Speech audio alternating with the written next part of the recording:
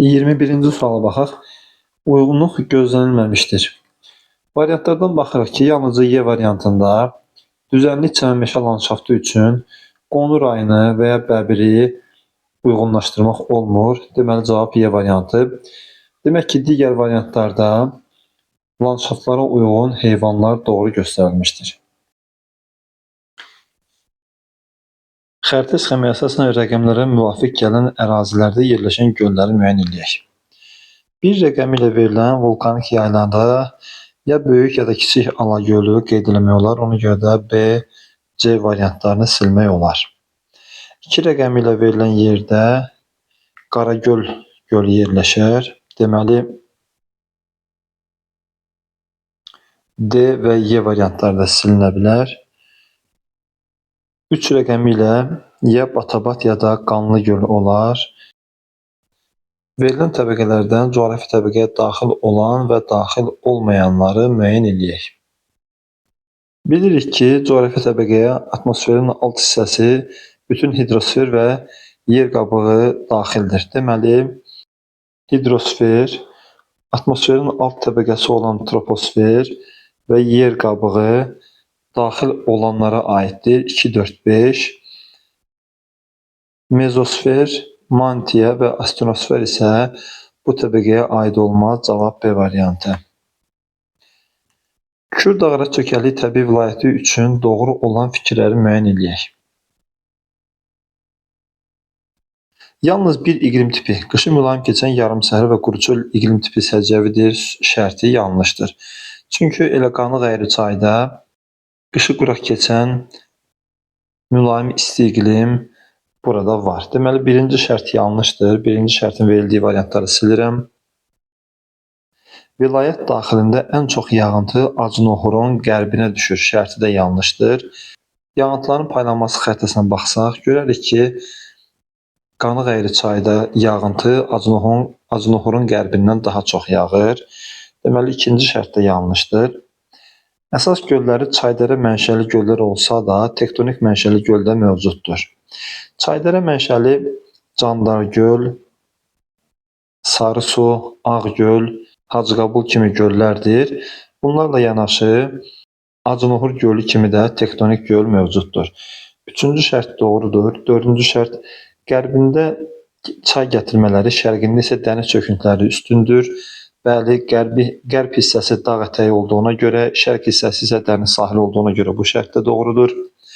Palçıq vulkanlarına rast gəlinir, şərt də doğrudur. Cənub-şərqi Şirvan düzündə palçıq vulkanları var. 3, 4, 5. Tərkibində olan fiziki coğrafi rayonlarının sayına görə yalnız Böyük Qafqaz vilayətinə geri qalır şərti yanlışdır. Çünki Kür-Dağara çökəkliyi təbii vilayəti 6 fiziki coğrafi rayonla digər fiziki coğrafi vilayətlərdən öndədir. Deməli, cavab C variantı. Müvafiq olaraq Cənubi, Cənub-Qərbi və Cənub-Şərqi Asiya ölkələrinin federativ inzibati ərazi quruluşuna malik olan ölkələrini müəyyən edək. A variantında Birləşmiş Ərəb Əmirliyi Cənub-Qərbi Asiyada yerləşir. Deməli, A variantı yanlışdır. B variantında Maldiv adaları Cənubi Asiyada yerləşsə də federativ deyil. C variantında Əfqanistan federativ deyil. D variantında isə Hindistan Cənubi Asiyada federativdir.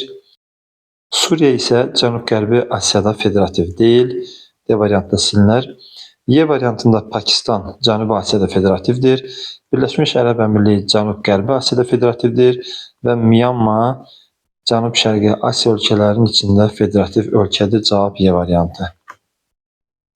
Əhalisinin əksəriyyətinin Niger Kordofan dil ailəsinə mənsub olmadığı Afrika ölkələri.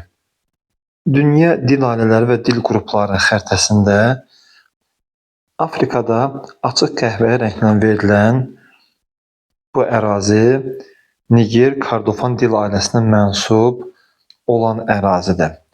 Baxırıq burada variantlara. A variantında nə Somali, nə Efiopiya, nə də Madagaskar Niger Kordofan dil ailəsinə mənsub deyil. Somali və Efiopiya Sami-Hami və ya Afro-Asiya dil ailəsinə mənsubdur. Madagaskar isə Avstroneziya dil ailəsinə mənsubdur. Orada Malaqasilər məskunlaşıb. Doğru fikirləri müəyyən edək. İsrail yəhudiləri və Maltalılar Afro-Asiya dil ailəsinə mənsubdurlar. Eyni xəritəyə baxsaq görərik ki, həqiqətən də İsrail yəhudiləri və Maltalılar Afro-Asiya və yaxud da Sami-Hami dil ailəsinə mənsubdurlar. Birinci şərt doğrudur. Birinci şərtin verilmədiyi variantları silirəm. Altay dil ailəsində Türk dil qrupu ilə yanaşı Tungus, Mancur və Monqol dil qrupları da var. Altay dil ailəsinin Türk, Monqol və Tungus, Mancur qruplarına bölündüyünü görə bilirik. Bu şərt də doğrudur. Eyni xəritədə bunu da görmək olar. İkinci şərt də doğrudursa D və B variantları da ələnər. Argentinalılar, Uruqvaylılar və Braziliyalılar Latin Amerikasının İspan dilli xalqları hesab olunur şərti yanlışdır. Belə ki, Argentinalılar və Uruqvaylılar İspan dillidir, Braziliyalılar isə Portuqal dilində danışırlar. Deməli, üçüncü şərt yanlışdır. Böyük Britaniyada yaşayan Uelslilər Şotlandlardan fərqli olaraq ingilislərlə eyni dil qrupuna aiddirlər. Əslində Şotlandlar və ingilislər German dil qrupundadırlar, Uelslilər isə Kelt dil qrupundadırlar. Deməli, dördüncü şərt də yanlışdır. Kanadanın şimal hissəsində və Amazon hövzəsində yaşayan yerli xalqlar Monqoloid irqinin nümayəndələri hesab olunurlar. Bəli, Amerika qitəsinin yerli əhalisi hindular Monqoloid irqindədirlər. 5-ci şərt də doğrudur. Meksikada əhalinin əksər hissəsini Avropoid və Negroid irqlərinin qarışığından formalaşmış mulatlar təşkil edir. Bu fikir də yanlışdır. Belə ki, Meksikanın əhalisinin əksər hissəsi mulatlardan deyil, metislərdən, yəni Avropoid və Monqoloid irqinin qarışığından ibarətdir. Cavab Y variantı. Asiyanın xəritəsində kartoqram üsulu ilə kənd təsərrüfatı məhsulunun adam başına illik istehlakı təsvir edilmişdir. Tündrek çalarlarının daha çox istehlakı bildirdiyi nəzərə alsaq, kənd təsərrüfatı məhsulunu müəyyən edək. Bilirik ki, çəltik Cənubi, Cənub-Şərqi və Şərqi Asiya ölkələrinin həm istehsalda, həm də istehlakda ən çox yer verdiyi kənd təsərrüfatı bitkisidir. Burada cavab B variantıdır. Ümumi torpaq fondunda suvarılan torpaqların payının daha çox olduğu iqtisadi rayonlar. Buraya A variantında olan Quba Xaçmaz aid olmaz. B variantında Qazax Tovuz aid olmaz. C variantında isə həm Mərkəzi Aran, həm də Milmuğan bura aid olar. D variantında Dağlıq Şirvan, Y variantında Şəki-Zaqatala qaydanı pozur. Doğru fikirləri müəyyən edək. Dağlıq ərazilərdə yamaçların meyilliyi 18-20 dərəcədən çox olduqda dəmir yollarının çəkilməsi mümkün olmur şərti doğrudur. Birinci şərtin olmadığı variantı silirəm. Əhəmiyyətinə görə nəqliyyat maddi istehsalın üçüncü sahəsidir şərti də doğrudur. A variantını da silirəm. Dəniz nəqliyyatı beynəlxalq yük daşımalarda yalnız dəmir yolu nəqliyyatından geri qalır. Xeyr, dəniz nəqliyyatı beynəlxalq yük daşımalarda ümumi yük daşımanın 62% ilə ən üstündür. Üçüncü şərt yanlışdır. Boru kəmər nəqliyyatının İnkişaf səbəblərindən biri istehlak və hasilat rayonlarının bir-birindən uzaqda yerləşməsidir. Hasilat neft-qaz faydalı qazıntılarının çıxarıldığı, istehlak isə istifadə edildiyi yerlərdir. Bu yerlər bir-birindən uzaq olduqda təbii ki, boru kəmər nəqliyyatından istifadə edilməlidir. Dördüncü şərt də doğrudur. Yük qabiliyyəti illik 50 milyon tondan çox olan limanların yarıdan çoxu Cənubi Amerikanın Sakit Okean sahillərində yerləşir. Söz gedən limanların xəritəsinə baxsaq görərik ki, Cənubi Amerikanın Sakit Okean sahillərində demək olar ki, bu limanlardan yoxdur. Atlantik Okean sahillərində Santos və Turaban var, amma Sakit Okean sahilində heç yoxdur. Deməli, 5-ci şərt də yanlışdır. 6-cı şərtə baxaq. Qitələrarası sərnişin daşımalarında avtomobil nəqliyyatı birincidir şərti yanlışdır. Sərnişin daşımaları qitələrarası olduqda hava nəqliyyatı önə keçir. Deməli 6-cı şərt də yanlışdır. Cavab D variantı. Respublikamızla bağlı doğru fikirləri müəyyən edək. Hazırda respublikamız iqtisadi inkişafının 4-cü mərhələsindədir.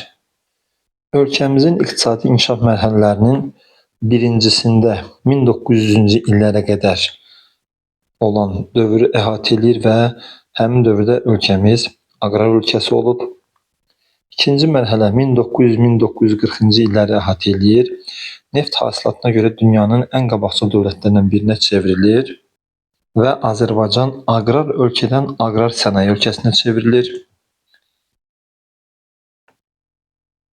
Üçüncü mərhələ 1940-1990-cı illəri əhatə edir və bu dövrdə neft maşın qayırması ölkənin ixtisaslaşmış sahəsinə çevrilir. Dördüncü mərhələ isə hal-hazırki inkişafın mərhələsidir və bu mərhələ ölkəmizin iqtisadiyyatının dünyaya inteqrasiyası kimi səciyyələnir. Deməli, həqiqətən hazırda respublikamız iqtisadi inkişafının 4-cü mərhələsindədir. Birinci şərt doğrudur. Birinci şərtin verilmədiyi variantları silirəm. İkinci şərtə baxaq. Azərbaycan dünyada yuxarı orta gəlirli və insan inkişaf indeksinin yüksək olduğu ölkələr qrupuna aid edilir. 8-ci sinifin dərsliyində 0,745 ilə, 11-ci sinif dərsliyində isə 0,756 əmsalla Azərbaycan yüksək indeksli ölkədir. Deməli, ikinci şərt də doğrudur. Üçüncü şərtə baxaq. 1900-cü illərə qədərki dövrdə Azərbaycan aqrar sənaye ölkəsi hesab olunurdu. Bayaqki siyahıdan da gördüyümüz qədər həmin vaxtda Azərbaycan sadəcə aqrar ölkə hesab olunurdu. Üçüncü şərt yanlışdır. Dördüncü şərtə baxaq. 1940-1990-cı illəri əhatə edən üçüncü mərhələdə neft maşın qayırması ölkəmizin ixtisaslaşmış sahəsinə çevrildi. Bu şərti də bayaq oxumuşduq. Deməli, dördüncü şərt də doğrudur. Cavab B variantı. Beşinci şərt respublikamızın əsas elektrikləşdirilmiş dəmir yolu xətləri Bakı, Dərbənd, Yevlax, Balakən və Osmanlı Astara xətləridir şərti yanlışdır. Çünki əsas elektrikləşdirilmiş dəmir yolu xətlərimiz Bakı Dairəvi, Bakı Dərbənd, Bakı Tiflis, Bakı Ələt-Culfa dəmir yolunun İmişliyə qədər olan hissəsidir. Beşinci şərt də yanlışdır. Bakı Subsa və Bakı Novorosisk kəmərləri vasitəsilə daşınan neftin cəmi Bakı Tiflis Ceyhan kəməri ilə daşınan neftin cəmindən daha çoxdur. Nəzərə alsaq ki, Bakı Subsa ilə il ərzində 4,2 milyon, Bakı Novorosisk ilə 1,2 milyon ton neft daşındığı halda Bakı Tiflis Ceyhan neft kəməri ilə il ərzində 26,9 milyon ton neft daşınır. Deməli, bu şərt də yanlışdır. Cavab B variantı. Neft hasil edən inzibati rayonlarımızı müəyyən edək. Burada Siyəzən, Salyan və Kürdəmir rayonları doğru cavabdır. A variantı. B variantında Xaçmaz, C variantında Masallı, D variantında Oğuz, E variantında Daşkəsən variantlardan çıxıla biləcək rayonlardır. Respublikamızda 2019-cu ildə əhalinin hər 1000 nəfərinə düşən doğulanların sayı 14,3, ölənlərin sayı isə 5,6 nəfər olmuşdur. 2020-ci ildə isə bu rəqəmlərin müvafiq olaraq 12,7 və 7,6 nəfər olduğunu bilərək, son bir ildə əhalinin təbii artımının neçə faiz azaldığını müəyyən edək. Gördük ki, 2019-cu ildə doğulanlarla ölənlərin fərqi, yəni 1000 nəfərə görə olan təbii artım 8,7 nəfər olmuşdur. 2020-ci ildə isə müvafiq rəqəmlərin fərqi, yəni doğulanlarla ölənlərin fərqi 5,1 nəfər olmuşdur. Deməli, bizə bunların arasındakı fərqin faizi soruşulur. 8,7-dən 5,1 çıxsaq 3,6 eləyir və 8,7 100% olarsa 3,6 neçə faiz olar? X bərabərdir təqribən 41,4 faiz. Cavab Y variantı. Xəritə sxemi əsasən cədvəldə verilmiş hansı sıranın doğru olmadığını müəyyən edək. Birinci sıraya baxaq. 2 və 5 rəqəmləri ilə Böyük Britaniya və İspaniya verilmişdir. Federativ inzibati ərazi quruluşuna malik olan monarxiyalardır. Bilirik ki, federativ monarxiyalar cəmi 4-dür. Belçika, İspaniya, Birləşmiş Ərəb Əmirliyi və Malayziya. Burada Böyük Britaniya unitar monarxiyadır. Deməli, birinci şərt yanlışdır. Birinci şərt bizə lazımdır. İkinci şərtə baxaq. 1 və 2. 1 rəqəmi ilə Norveç, 2 rəqəmi ilə Böyük Britaniya verilmişdir. Avropanın neft və qaz hasil edən ölkələrdir. Bəli, onların arasındakı Şimal dənizindən bu ölkələr neft və qaz hasil edirlər. Deməli, ikinci şərt doğrudur və bizə lazım deyil. Üçüncü şərtə baxaq. 1 və 6. 1 rəqəmi ilə Norveç, 6 rəqəmi ilə Macarıstan ölkəsi verilmişdir. Dünya təsərrüfatında toxuculuq və dəqiq maşın qayırma sənayesi üzrə ixtisaslaşıblar. Norveçin dünya sənayesində meşə materialları və alüminium istehsalı üzrə ixtisaslaşdığını nəzərə alsaq, toxuculuq burada qaydanı pozur. Deməli, üçüncü şərt bizə lazımdır. Dördüncü şərtə baxaq. 4 və 5 rəqəmləri İsveçrə və İspaniyadan söhbət gedir. Çoxmillətli ölkələrdir. Bu şərt də doğrudur. Hər iki ölkə çoxmillətlidir. Dördüncü şərt bizə lazım deyil. Beşinci şərtə baxaq. 3 və 6. Danimarka və Macarıstan təsərrüfatın monosentrik quruluşu səciyyəvidir. Bilirik ki, monosentrik quruluş əksər inkişaf etməkdə olan ölkələrdə və inkişaf etmiş olsa belə ərazisi kiçik olan və bir mərkəzə meyllənən ölkələrə xasdır və bu şərt həm Macarıstan, həm də Danimarka üçün səciyyəvidir. Deməli, 5-ci şərt də bizə lazım deyil. 6-cı şərtə baxaq. 2 və 3 rəqəmləri ilə, yəni Böyük Britaniya və Danimarka üçün əhalinin əksəriyyəti Hind-Avropa dil ailəsinin Roman dil qrupuna mənsubdur şərti yanlışdır. Belə ki, bu ölkələr Roman deyil, German dil qrupuna aiddir. Deməli, 1, 3, 6 cavab D variantı. Ağdaş, Ucar və Kürdəmir rayonlarını birləşdirən ümumi cəhətlər. 1. Ərazilərindən Baş Şirvan kollektoru keçir. Ağdaş, Ucar və Kürdəmir rayonunun hər üçün ərazisindən Baş Şirvan kollektoru keçir. Ancaq Yuxarı Şirvan kanalı Ağdaş və Kürdəmir ərazisini gördüyü halda Ucarı görmür. Deməli, birinci şərt doğrudur və bizə lazımdır. Birinci şərtin olmadığı variantları silirəm. Yarımsərə landşaftı səciyyəvidir. Təbii ki, Kürəraz ovalında yarımsərə landşaftı səciyyəvidir. İkinci şərtin olmadığı variantda silirəm. Hər birində əhalinin sayı 100.000 nəfərdən artıqdır. Ağdaş və Kürdəmir rayonlarında əhali 100.000-dən artıq olduğu halda Ucar rayonunda əhali 100.000-dən çox deyil. Deməli, üçüncü şərt bizə lazım deyil. Ərazilərindən Yuxarı Şirvan kanalı keçir. Şərti də yanlışdır. Bayaq xəritəni göstərəndə bunu qeyd etmişdik. Kür çayının sol sahilində yerləşirlər. Yenə bu xəritdən görürük ki, Ağdaş rayonu, Zərdab rayonu və Kürdəmir rayonları ardıcıl olaraq Kür çayının sol sahilindədir. Ancaq Ucar rayonu Kür çayını görmür. Deməli, 5-ci şərt də yanlışdır. 6-cı şərtdə baxaq.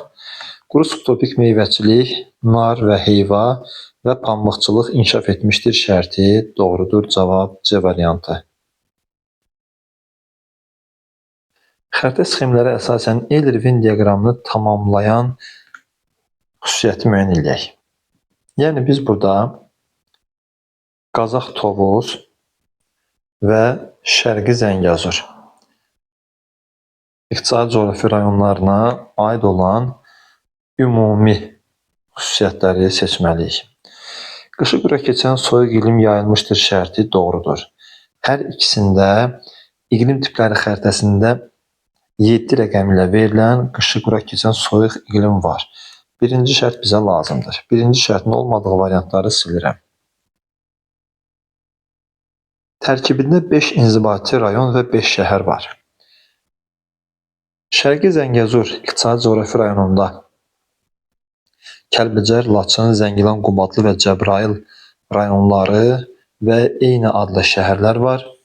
Ancaq Qazax, Tovuz iqtisadi coğrafi rayonunda Qazax, Ağstafa, Tovuz, Şəmkir və Gədəbəy rayonları var. Eyni adlı rayon mərkəzlərindən savayı Tovuz rayonunda bir də Qovlar şəhər var. Deməli, ikinci şərt yanlışdır. Qazax, Tovuz iqtisadi rayonunda 5 inzibati rayon və 6 şəhər yerləşir. Zəngin qızıl, mis və dəmir filizi ehtiyatına malikdir. Şərti ortaq deyil. Belə ki, dəmir filizi və mis Gədəbəy rayonundadır, digər iqtisadi rayonda yoxdur. Üçüncü şərt də yanlışdır. Tamamilə Kiçik Qafqaz təbii vilayətində yerləşir. Şərti də yanlışdır. Belə ki, Qazax, Tovuz iqtisadi rayonunun şimal hissəsi Kürd Ağraq çökəkliyi vilayətinə aiddir. Dördüncü şərt də yanlışdırsa C variantında silə bilərik. İki xarici ölkə ilə həmsərhəddir. Şərqi Zəngəzur qərbdən Ermənistan, cənubdan İranla, Tovuz Qazax qərbdən Ermənistan, şimaldan isə Gürcüstanla həmsərhəddir. Deməli, 5-ci şərt lazımdır bizə. 6-cı şərt, orta dağlıq üçün meşə, yüksək dağlıq üçün çəmən landşaftları səciyyəvidir. Şərti də hər iki iqtisadi rayon üçün uyğundur. Cavab A variantı. Xəritə sxemində verilmiş ölkə üçün doğru fikirləri müəyyən edək. Ölkənin xəritəsindən buranın Türkiyə olduğunu görə bilirik. 1. Dəniz sahillərində Aralıq dənizi iqlim tipi, daxili hissələrində isə subtropik qurşağın kontinental iqlim tipi formalaşmışdır. Şərti doğrudur. İqlim qurşaqları və tipləri xəritəsindən görə bilirik ki, həqiqətən Kiçik Asiya yarımadasının kənarları Aralıq dənizi tipi, mərkəzi isə subtropikin kontinentalındadır. Bu xəritədə də eynən görmək olur. Bu xəritədə də qismən görmək olur. Deməli, birinci şərtin verilmədiyi variantları silirik. Ərazisindən geniş məsafədə tektonik qırılma xəttləri fay xətti keçir. Türkiyədəki aktiv fay xəttləri xəritəsindən görə bilirik ki, həqiqətən Türkiyənin həm şimalından, həm qərbindən, həm şərqindən, hətta cənubunda Hatay bölgəsindən fay xəttləri keçir. Deməli, ikinci şərt də doğrudur. İkinci şərtin verilmədiyi variantı silirəm. Çayları yalnız Atlantik okeanı və daxili axır sövzəyə aiddir. Şimalda Qara dənizə, qərbdə Egey dənizinə, cənubda isə Aralıq dənizinə tökülən çaylardan savayı Dəcilə və Fərat çayları Türkiyənin ərazisindən başlayır və İran körfəzinə tökülür. Deməli, yalnızca Atlantik okeanı və daxili axar sövzəyə deyil, eyni zamanda Hind okeanına aid olan çaylar var. Üçüncü şərt də yanlışdır. Dördüncü şərtə baxaq. Böyük kapotaj imkanları mövcuddur. Bilirik ki, böyük kapotaj bir ölkənin bir neçə dəniz limanları arasındadır. Yəni, Qara dəniz sahilindən çıxan bir gəmi Mərmərə dənizinə və ya Egey dənizinə və yaxud da Aralıq dənizinə aid olan istənilən bir limana yan alsa, böyük kapotaj etmiş olur. Deməli, dördüncü şərt də doğrudur. Cavab B variantı. Ən hündür nöqtəsi ölkənin cənubunda, Tavr dağlarında yerləşir şərti yanlışdır. Ən hündür nöqtəsi olan Ağrı dağı Anadolu yaylasında yerləşir. 5-ci şərt yanlışdır. Cəmi 3% Avropa qitəsində yerləşsə də, burada ölkə əhalisinin yarıdan çoxu yaşayır. Şərti yanlışdır. Çünki elə əhalinin də təxminən 3% Avropa hissədə yaşayır. Cavab A variantı. Xəritə sxemi və Eyler-Venn diaqramına əsasən uyğunluğu müəyyən edək. Burada Nepal, Bhutan və Bangladeş ölkələri verilib və onlara aid xüsusiyyətləri seçək. Unitar inzibati ərazi quruluşuna malikdir. Nepal, Federativ Bhutan və Bangladeş unitardır. Deməli 4-cüyə 1. 4-cüyə 1 verilməyən A və D variantlarını silmək olar. Dağlıq relyef üstünlük təşkil etdiyi şərti yalnızca Bangladeş üçün uyğun olmaz. Həm Nepal, həm də Bhutan Himalay dağlarında yerləşir. Deməli, birinciyə 2, birinciyə 2-nin verilmədiyi C variantını silirəm. Üçüncü şərtə baxaq. İdarəetmə formasına görə monarxiya ölkəsi deyil şərti yalnızca Bhutana aid olmaz. Çünki Bhutan monarxiyadır, Nepal və Bangladeş isə respublikadır. Deməli, üçüncüyə 3. Hindistan Respublikası ilə həmsərhəddir. Bu ərazi Hindistana aid olduğunu nəzərə alsaq, həm Nepal, həm Bhutan, həm də Bangladeş Hindistanla həmsərhəddir. Deməli, ikinciyə 4. Əhalinin əksəriyyəti Hind-Avropa dil ailəsinə mənsubdur. Şərti Nepala və Bangladeşə aiddir. Çünki Bhutanlılar Çin-Tibet ailəsinə mənsubdur. Yəni, üçüncüyə həm də 5.